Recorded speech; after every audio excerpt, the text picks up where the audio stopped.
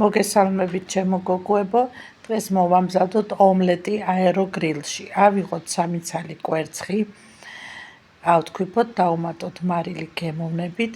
მე აქ დავუმატე კამა, რომელიც ძალიან მიყვარს, როგორც შემწვარ კარტოფილს უხდება, ასევე კვერცხსაც უხდება. დავუმატოთ თვალის ზომით, ძალიან ცოტა.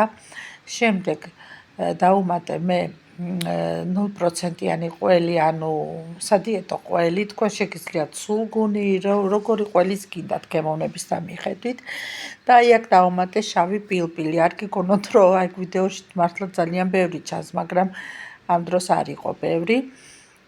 ათქვიფეთ კარგად და შემდეგ აეროგრილში ესე თუ გაქვთ სილიკონის ფორმა, აეროგრილის ძალიან კარგია და მოასხით ძალიან ცოტა ზეთი და დაასხით ეს ჩვენი ომლეტი, რომელიც მართლა ძალიან მსუბუქი და ისეთი ჰაეროვანი გამოდის, რომ აი გაგიჟდებით, მართლა გააკეთეთ და არინანებთ.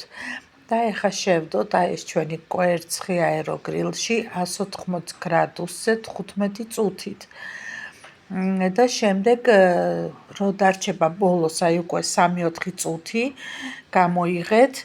აი ხა თქვენ ნახავთ რომ მე გამოვიღებ აეროგრილიდან, იმიტომ რომ თავი უკვე დაბრაწული აქვს და გადმოაბრუნეთ და ბოლო 3-4 წუთი გადმობრუნებული შეიწვეს. აქ კი არის მზად, მაგრამ ცოტა ფერი რომ მიიღოს.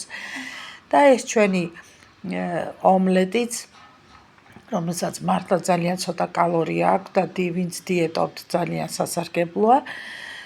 მზად არის. გემრიელად მიირთვით ჩემო ლამაზებო.